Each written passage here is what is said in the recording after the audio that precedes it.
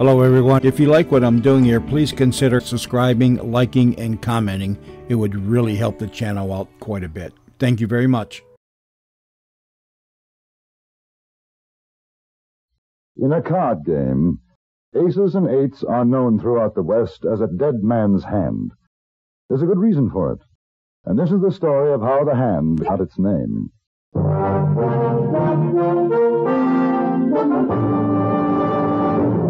Frontier Gentlemen.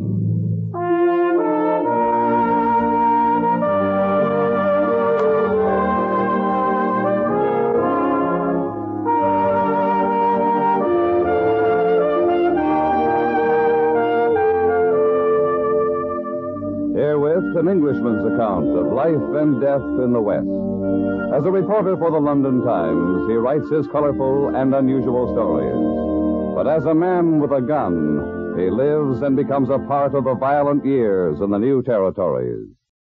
In just 1 minute, we'll bring you this latest report from the Frontier Gentlemen. This is James Matthews with official results on the automobile competition the whole industry watches every year, the famous Mobile Gas Economy Run. This year's run, 1,883 miles from Los Angeles to Galveston, Texas, ranging from sea level through mountain passes. And once again, Chrysler Corporation cars took the lion's share of first.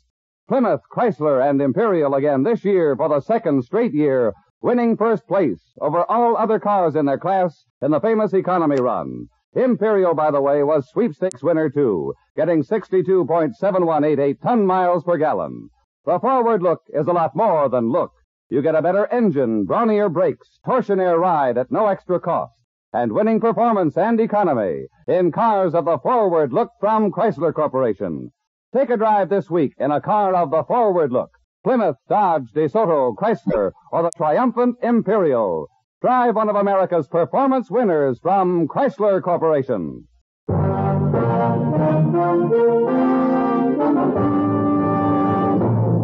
Now starring John Daner. This is the story of J.B. Kendall, Frontier Gentlemen.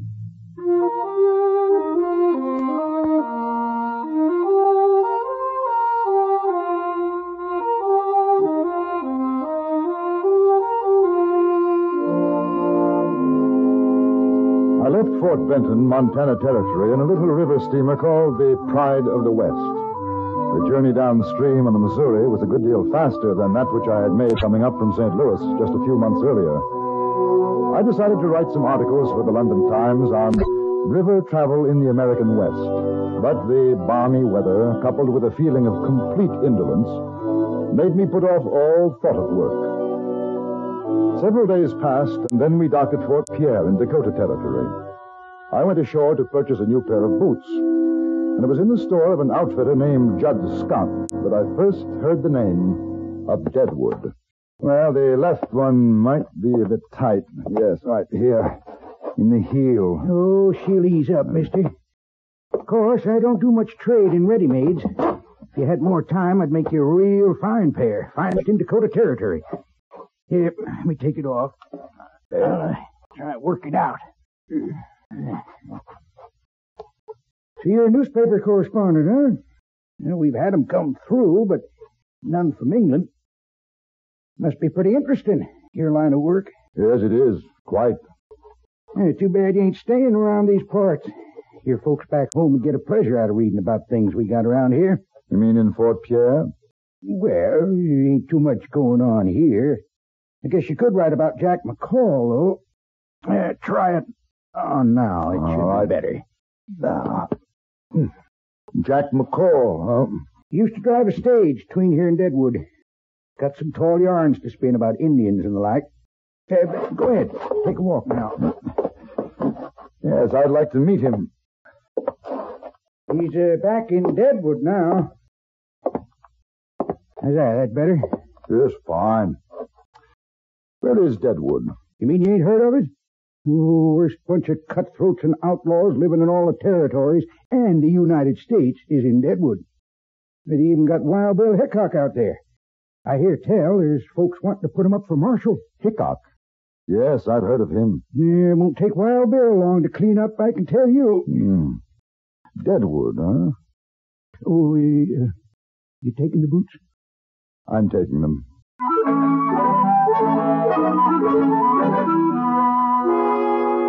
I sold the remainder of my ticket to a man booking passage for St. Louis, and the next day took the stage from Fort Pierre to Deadwood in the Black Hills of Dakota Territory.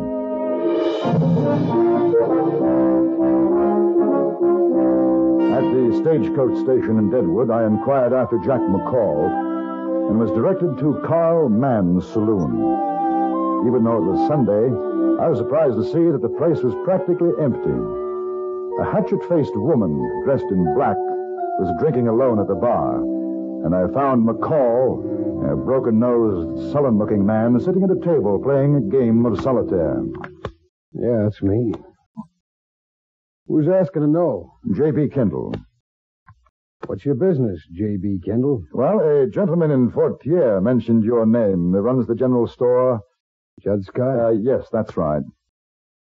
How come you want to talk with me? Well, as a matter of fact, I'm a newspaper correspondent, and I thought there might be a story to write about Deadwood, and your friend suggested that I get in touch with you. What kind of story are you thinking about? I understand that Wild Bill Hickok is in town. Do you know him? Mm-hmm. Why don't you ask her? Oh, at the bar. Calamity Jane. Figures she knows him better than most. Oh, well, thank you, I will. Perhaps I can buy you a drink after? Suit yourself. I ain't going nowhere.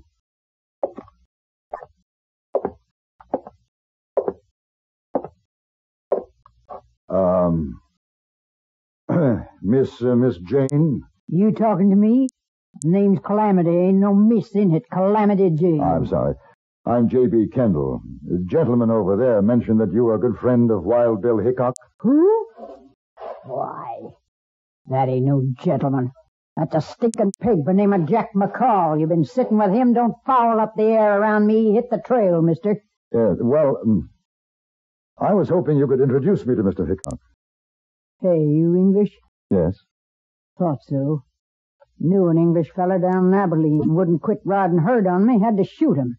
Oh. New in town, ain't you? Just arrived. You ain't friend of McCall? Oh, I only met him a few minutes ago. What brings you? Well, I am a writer, newspaper articles for the London Times. Hey, I guess you heard about me and Wild Bill, huh? Oh, yes. Fastest man with a gun you'll ever see. I ain't too bad myself, but I ain't nothing to Wild Bill. Come on over to the table, bring the bottle, and I'll tell you about me and Wild Bill. Calamity Jane was a strange, almost masculine-looking woman, hard and rough-voiced. She told me of her exploits as a scout with General Crook's army in the war against the Sioux, but most of the time she spoke of Hickok. About a half an hour had passed when I noticed Jack McCall get up from his table and come toward us. Yes, sir. What Wild Bill done in Abilene, there ain't another man could have handled. Why, Mister, I thought you was going to buy me a drink. Oh, not just now, Mr. McCall. I'm talking to the lady. Well, yeah, I see it's mostly listening. Ain't nobody gets to talk much around her. McCall, you want me to put your eyeballs out with this bottle. You open that barn door of yours just once more.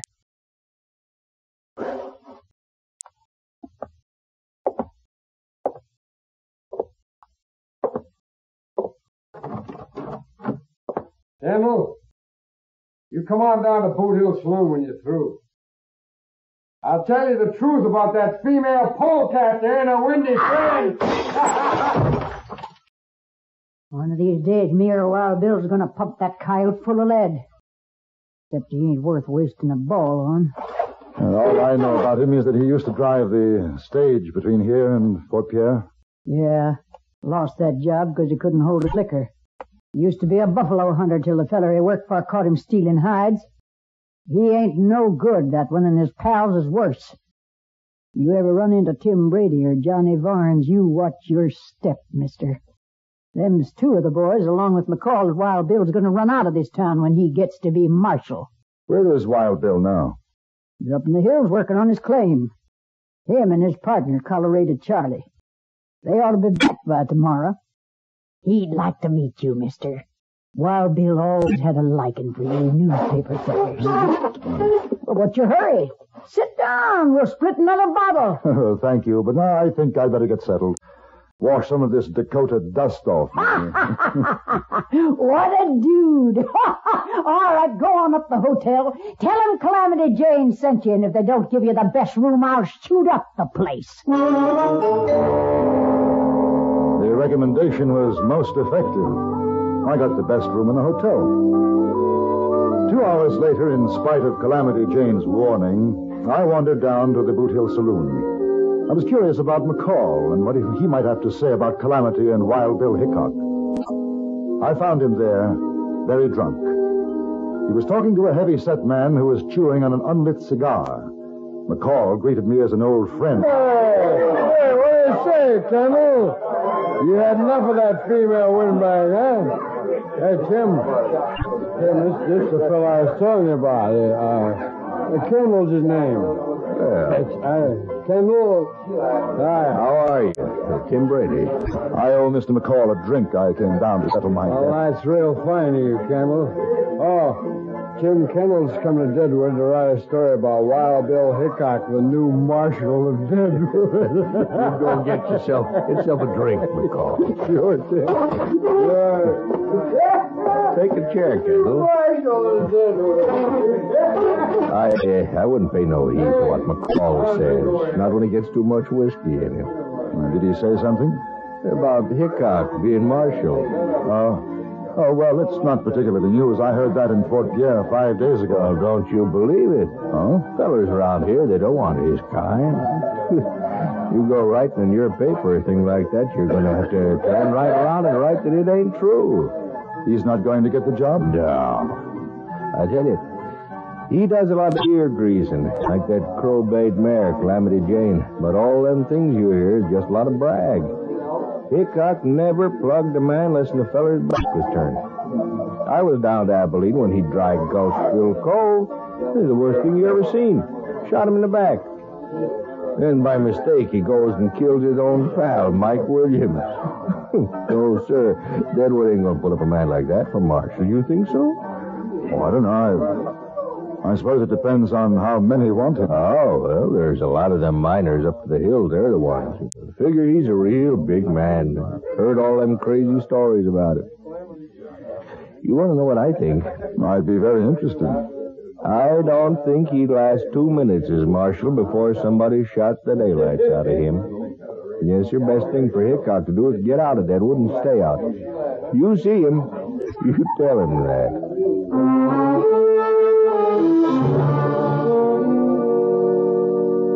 The next night, Calamity Jane introduced me to Wild Bill Hickok.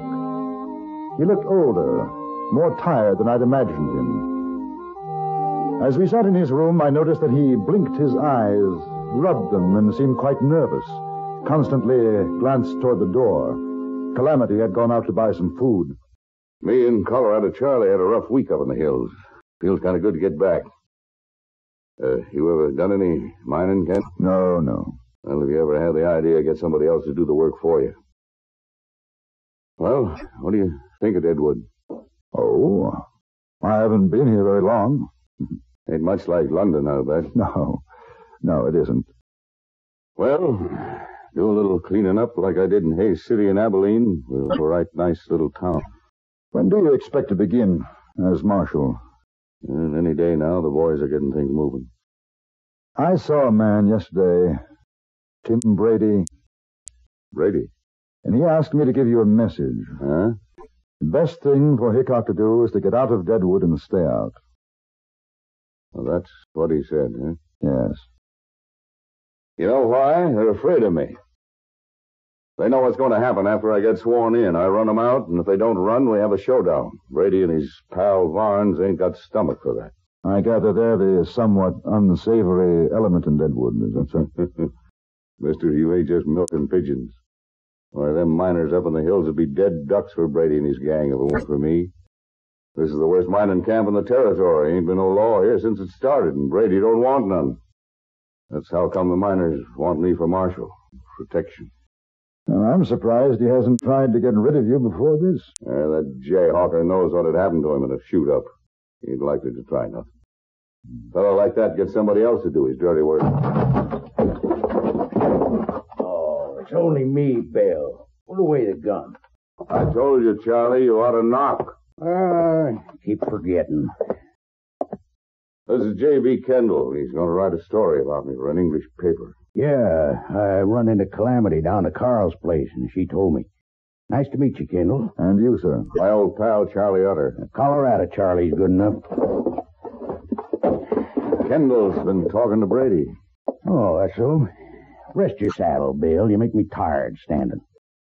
Brady said I ought to get out of town. Oh, he'd like that fine. Yeah, he'd like that. Well, I guess I'll go and wash up before Calamity gets back. You staying around, Charlie? Yeah, I thought maybe we'd go down to Carl's later and play some cards. All right. I'll be right back. Sure.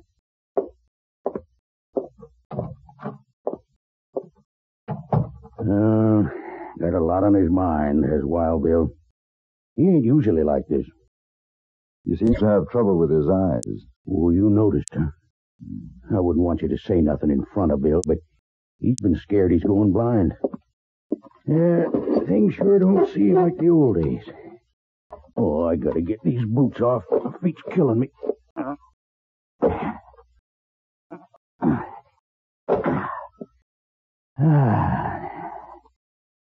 How old is he? Wild Bill? Let me see. 39. Of course, to hear him talk, you'd think he's closer to 60. I sure do fret over him sometimes. Always talking about dying, this and that. Ain't like the old days. He sure was a rip snorter. Oh, well, maybe when he gets to be marshal again, everything will be like it always was. Calamity Jane came in with the food, and behind her, Bill Hickok. It was a strange supper. Both Colorado Charlie and Calamity kept up a stream of conversation, anecdotes singing the praise of Hickok's past accomplishments, but the atmosphere was strained. The man with the long hair didn't say very much. Afterwards, Charlie Utter invited me to accompany them to the saloon. I noticed that Hickok was reluctant. Possibly he had a feeling, a warning of what was to come. It was 8 o'clock when we arrived at Carl Mann's saloon and sat down at the card table. Charlie, change seats with me. I ain't sitting with my back to the door. Wild Bill, you're getting worse than an old woman. Or maybe so, but that's the way it is. I'd like to see what's coming in. Well, here. Yeah, take my place if you like. No, sir. All he wants is a catbird seat. That's how come he's always winning. You ain't moving, Bill. You got the right idea, Charlie. Well, Bill, you got your seat, and that's the way it's going to be. Carl, bring us a bottle of whiskey and a deck of cards. Marshal Hickok's going to be the big loser tonight. After a few minutes, we were joined by a miner, and the 5 of us played. It was a friendly game, and we could see Hickok beginning to relax. He was a good player, and held more than his share of winning hands. But while the game went on, there was something happening down the street in the Boot Hill Saloon. We didn't know it then, but after it was too late, we heard what had taken place. 3 men sat in a back room, one of them drinking heavily. This was Jack McCall. The other 2 were Tim Brady and Johnny Varnes, the leaders of the Toughs in Deadwood. Oh, I'm telling you, Jack, you'll be a big man. Why, they'll look at you when you walk down the street. They'll say, there goes Jack McCall. He killed Wild Bill Hickok. You hear what Johnny says? Yeah, I hear. Give me another drink, there. Well, sure.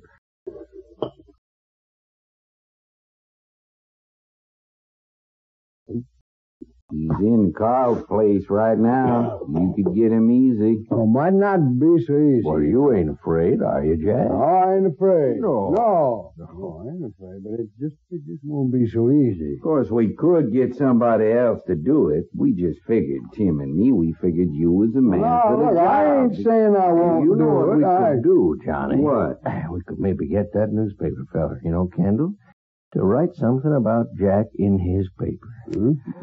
How'd you like to see that, boy, in the English paper? Jack McCall shoots down Wild Bill Hickok. Yeah, you could go on the stage all over with that. Sure. Yeah, he's right down the street, Jack. Yeah, I seen him myself. You know what? He's sitting with his back to the door.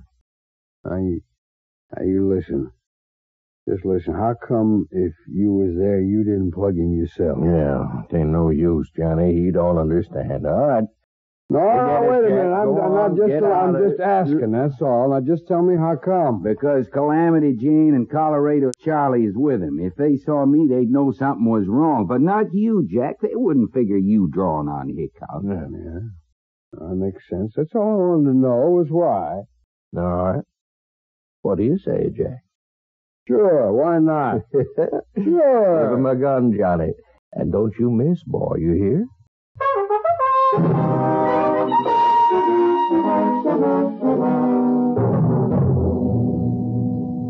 Just look at there. 3 kings.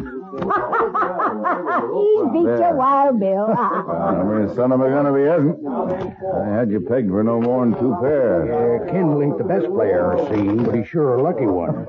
Deal him out, Calamity. All right. Little feller once in Hayes City drew 2 cards to a royal. Luckiest thing I ever seen. That's a loco thing for a man to do. Sure was. He took one look at his hand and keeled over plumb dead. You know, I had a hand something like that. I won a Chinese girl with it a few weeks ago in Deer Lodge. Chinese? I did. No kidding. Sure. What did you do with her? Oh, I gave her to a man I knew. He married her.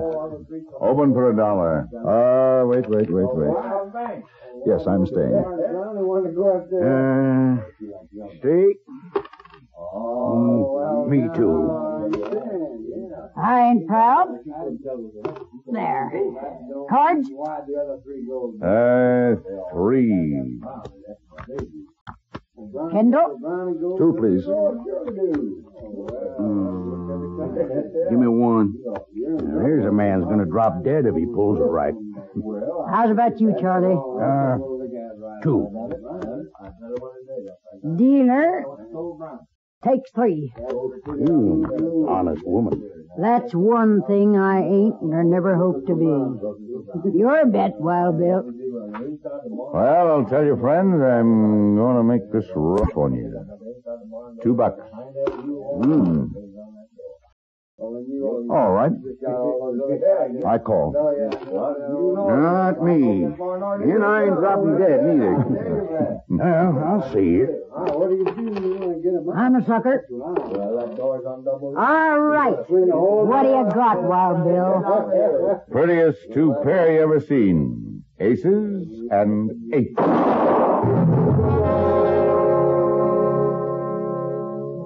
Wild Bill Hickok slumped forward on the table.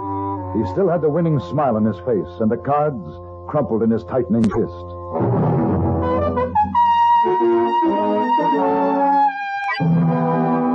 It was Calamity Jane who found Jack McCall. He was hiding in a butcher shop nearby. Colorado Charlie and I dragged him away before she had a chance to use the meat cleaver she was holding.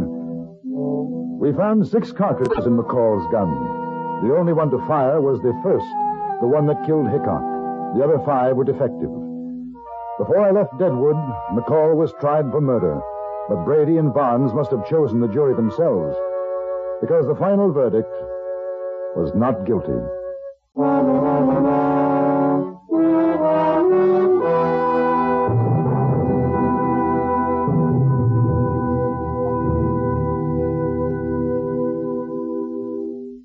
Frontier Gentlemen was written, produced, and directed by Anthony Ellis and stars John Daner as J.B. Kendall. Featured in the cast were John McIntyre, Jeanette Nolan, Jack Moyles, Larry Dobkin, Stacey Harris, and Vic Perrin. Music was composed and conducted by Amerigo Marino.